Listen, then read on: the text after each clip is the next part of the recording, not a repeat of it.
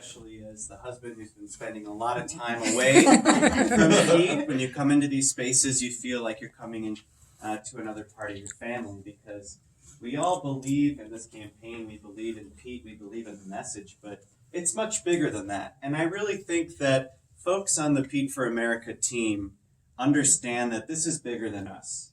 It's bigger than Pete. It's bigger than messaging. It's about belonging, and it's about crafting a politics in a country that just makes people feel like they belong. And that's why it's always such a pleasure to see all your faces, because I know that, of course, you care about Pete, and you make me feel like you care about me, but you care about one another. And that is sorely missing in our country right now. A politics of inclusion, messaging that people look up to Washington and see hate and divisiveness and the nastiness, and that's what we're trying to take care of. So when kids are sharing maybe one of the most vulnerable things about them with their families and their communities, they also look up to Washington and they see love and acceptance and light, right? And it's remarkable what we've all done together. It's remarkable how far we've come. We won Iowa.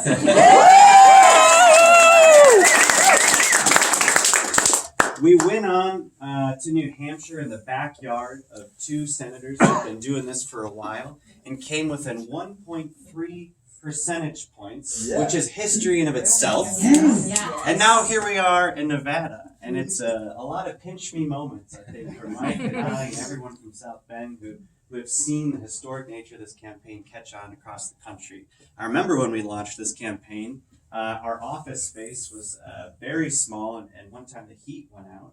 I was thinking about this yesterday because I think it was Mike and Liz and a few others, Brokaw, who's our national political director. We had the whole team in our living room during the polar vortex with space heaters, trying to get one room in the house warm enough where we were all on our laptops. And I remember that day because Liz and I were talking about how great it would be if we could actually get Pete on Ellen. And we were going back and forth with her producer all day, just trying to talk about the historic nature of the candidacy and what this would mean. And of course, we were in LA yesterday. Pete was back on Ellen, which airs today. That was a pretty cool moment to not only to go from that moment where we were just begging them, telling them, we are going to make history. You got to believe us. This is going to be a thing. So we went back to Ellen as now the front runner and the delegate lead in the race for the American presidency. And that's pretty cool. So very, very proud of him. So Mike said something that's really important that you are all here to do today. It's about these last minute touches that you're going to have with your neighbors. And folks out in this community who maybe haven't even been paying attention, maybe get a mailer or two, but they're not really deciding yet. And a lot of research shows, like Mike suggested, that people are more likely to vote for a candidate if somebody they trust or someone takes the time to tell them about a candidate. It's not necessarily what you see online or yard signs, right? Yard signs don't vote. People vote. And we got to go out there and convince folks today on the doors that not only is it worth showing up tomorrow to caucus, but you stand to gain so much if Pete Buttigieg is your next president of the United States. We also stand to lose a lot if we get this wrong. And I urge you today to maybe not be afraid of making it a little bit more personal than you're comfortable with. I always urge our volunteers and our organizers to maybe get a little comfortable being uncomfortable and talk about the things that are at stake for you in your life. That's why I talk about my mom's story so much. When mom was diagnosed with cancer before Obamacare, and it wasn't uncommon for our family to not be able to fill one of mom's prescriptions because they were far too expensive.